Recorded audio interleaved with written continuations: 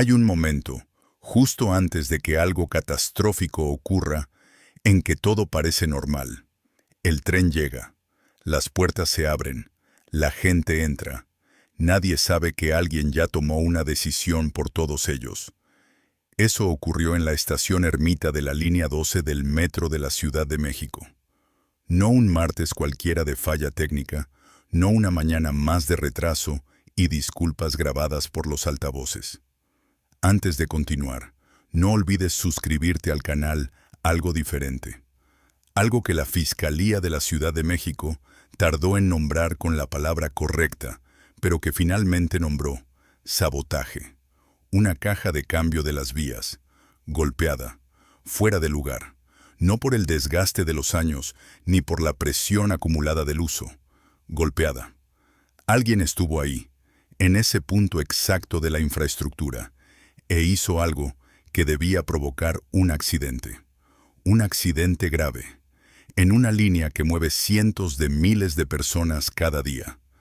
Piensa en eso un momento, no en la falla, en la decisión, porque entre una falla y un sabotaje hay una distancia enorme, y esa distancia se llama intención. Una falla es lo que le pasa al sistema cuando nadie lo cuida suficientemente bien. Un sabotaje es lo que le pasa al sistema cuando alguien decide, con frialdad, que debe romperse. Y la pregunta que esta historia no puede evitar hacerse es la misma que se hicieron los investigadores cuando llegaron a Ermita y vieron la caja de cambio fuera de su sitio. ¿Quién? ¿Por qué? ¿Y cuánto tiempo llevaba alguien esperando la oportunidad? La línea 12 del metro de la Ciudad de México no es una línea cualquiera. Fue inaugurada en 2012 con una fanfarria política que muy pocas obras de infraestructura reciben en este país. La llamaron la Línea Dorada. Prometió conectar el oriente profundo de la ciudad, las colonias que siempre quedaron al margen de las rutas principales, con el resto del sistema de metro. Fue presentada como la solución que el suroriente de la ciudad llevaba décadas esperando. Y desde casi el primer día, algo no estuvo bien. Las fallas comenzaron pronto. Los trenes presentaban problemas. Las vías mostraban deterioro acelerado. En 2014, apenas 2 años después de su inauguración, la línea tuvo que cerrar parcialmente por daños estructurales. El escándalo sacudió a la administración que la había construido. Hubo investigaciones, señalamientos, costos millonarios de reparación. Y luego, como ocurre con frecuencia en esta ciudad, la conversación se fue apagando. La línea 12 volvió a operar y la gente volvió a usarla porque no tenía otra opción. Eso es lo primero que hay que entender sobre Ermita. Lo que ocurrió ahí no ocurrió en el vacío, ocurrió en una línea con historial, en una línea donde las fallas habían sido tan frecuentes y tan graves que cuando llegó el sabotaje, el sistema ya estaba acostumbrado a mirar hacia otro lado. Alguien lo sabía, y eso, quizás, es la parte más perturbadora de todo. Para entender el sabotaje en Ermita, hay que entender primero qué es la línea 12 en la vida real de las personas que dependen de ella, no en el discurso oficial, no en las cifras de inauguración, en la vida real. El suroriente de la Ciudad de México es uno de los territorios más densamente poblados de la zona metropolitana. Iztapalapa, Tláhuac, las colonias que se extienden hacia los límites del Distrito Federal Histórico, lugares donde vive gente que trabaja lejos, que madruga mucho y que llega tarde, no por elección sino por geometría.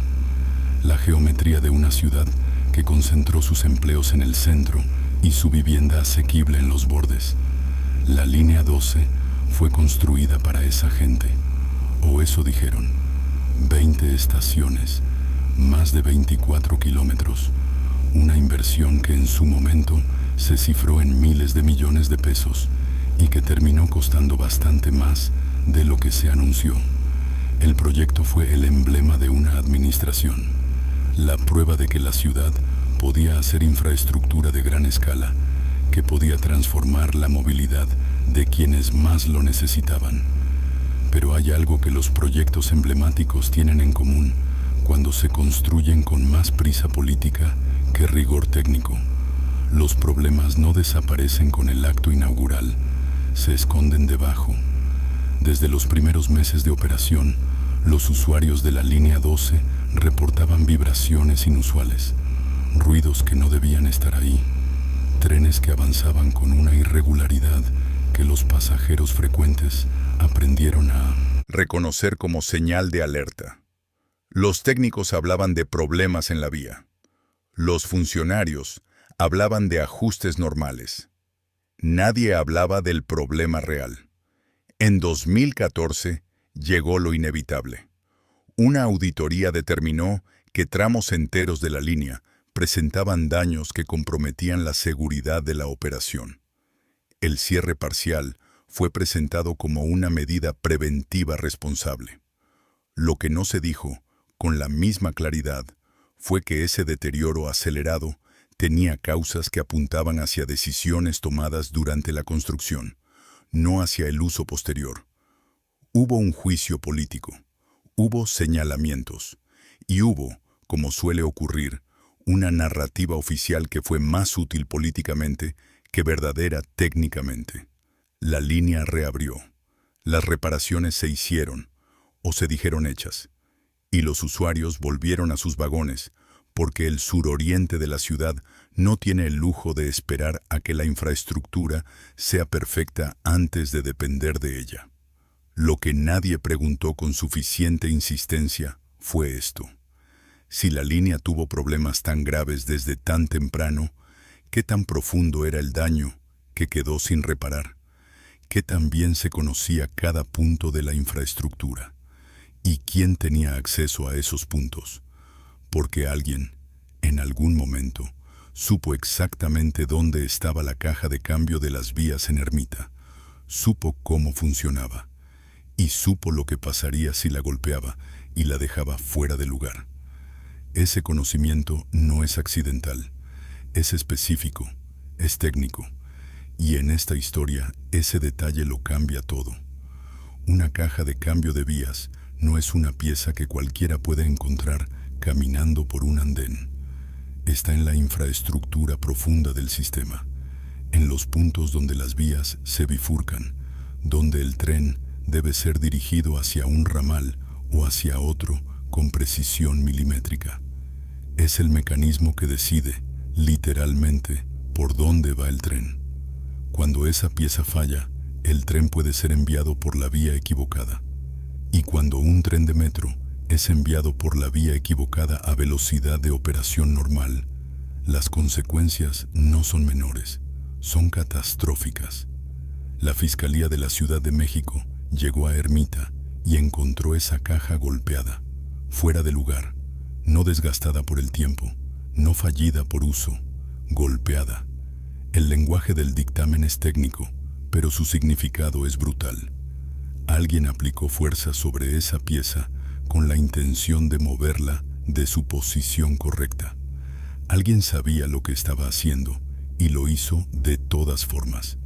Detente aquí un momento, porque este es el punto donde la historia deja de ser sobre infraestructura y se convierte en algo mucho más oscuro. No estamos hablando de negligencia, no estamos hablando de recorte presupuestal, de falta de mantenimiento, de funcionarios que miraron hacia otro lado mientras el sistema se deterioraba.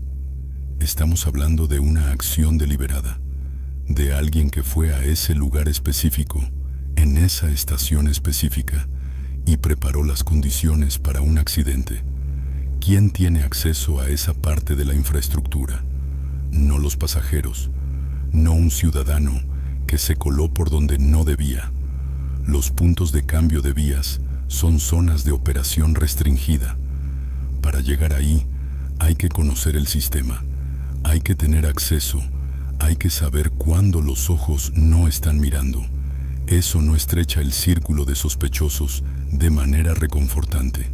Lo hace más inquietante, porque significa que el sabotaje no vino de afuera, vino de adentro, o de alguien con conocimiento suficiente del adentro para moverse en él sin levantar alarmas. Y entonces la pregunta cambia de forma.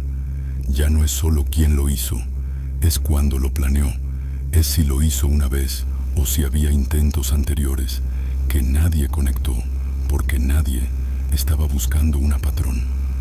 Es si la larga historia de fallas de la línea 12 tiene enterrada en algún lugar de esa historia más de una decisión intencional disfrazada de accidente técnico. Los investigadores de la Fiscalía saben algo que el resto de nosotros no sabe todavía.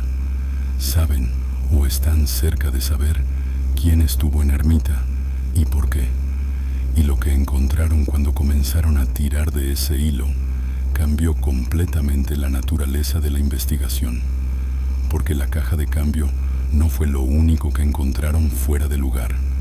Hay una diferencia entre descubrir que algo salió mal y descubrir que algo fue hecho para salir mal. La primera conclusión genera tristeza institucional, el tipo de tristeza que se procesa con comunicados y comisiones. La segunda genera algo diferente, algo más parecido al miedo.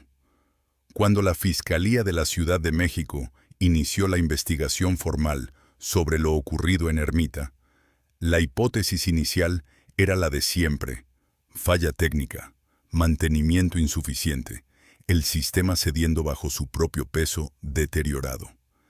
Es la narrativa más cómoda. Es la que no tiene rostro, no tiene intención, no tiene a nadie sentado frente a un juez.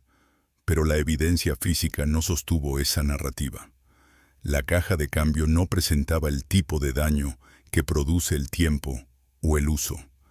Presentaba el tipo de daño que produce un impacto, una fuerza aplicada de manera localizada, en un punto específico, con suficiente intensidad para desplazar la pieza de su posición operativa.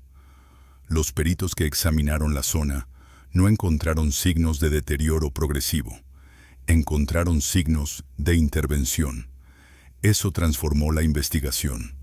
Dejó de ser una revisión técnica y se convirtió en una investigación criminal. Y con esa transformación llegó una pregunta que nadie en el sistema de metro quería responder públicamente. ¿Cuántas personas tienen acceso a ese punto de la infraestructura? ¿Cuántas lo conocen con suficiente detalle como para saber exactamente dónde golpear? La respuesta, según fuentes cercanas a la investigación, no era un número pequeño.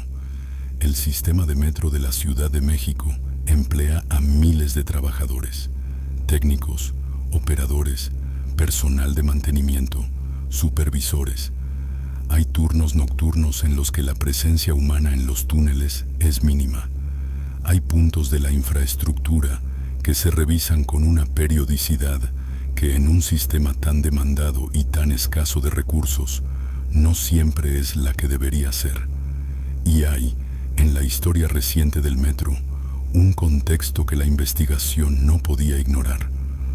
Los meses previos al sabotaje en Ermita habían estado marcados por tensiones laborales dentro del sistema, conflictos entre trabajadores y autoridades, reclamos no resueltos, el tipo de malestar acumulado que, en la gran mayoría de los casos, se expresa a través de huelgas, protestas y negociaciones. Pero en casos extremos, en casos donde alguien decide que las reglas normales ya no aplican, puede expresarse de maneras que ningún sistema de seguridad anticipa del todo.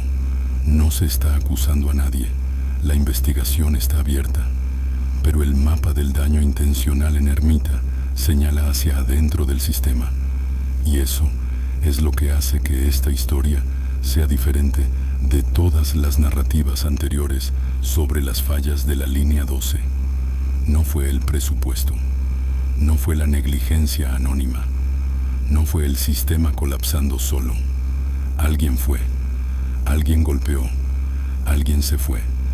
Y mientras esa persona no tenga nombre, cada usuario que entra a un vagón de la línea 12 lleva consigo, sin saberlo, una pregunta que el sistema todavía no puede responder. ¿Esto que siento debajo de mis pies es el tren que me va a llevar a donde voy? ¿O es alguien que ya decidió a dónde voy a terminar?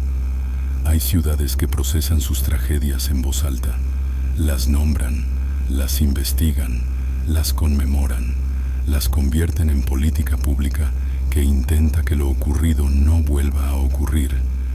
Y hay ciudades que aprenden a vivir con sus tragedias, como aprenden a vivir con el ruido de fondo, normalizándolas hasta que dejan de escucharse. La Ciudad de México tiene práctica en ambas cosas, pero en lo que respecta a su metro, la segunda respuesta ha sido, históricamente, más frecuente que la primera. La línea 12 tiene ya una genealogía de momentos que debieron cambiar algo y no cambiaron lo suficiente. El cierre de 2014, las reparaciones que no repararon todo, la reapertura que fue más política que técnica, y ahora Ermita, una caja de cambio golpeada, fuera de lugar, esperando que el tren tomara el camino equivocado. El accidente no ocurrió, esta vez no.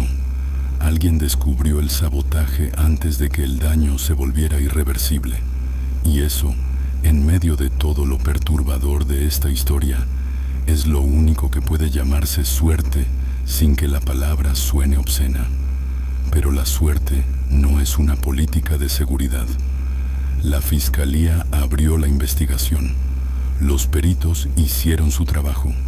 La palabra sabotaje fue pronunciada de manera oficial, con toda la gravedad que implica.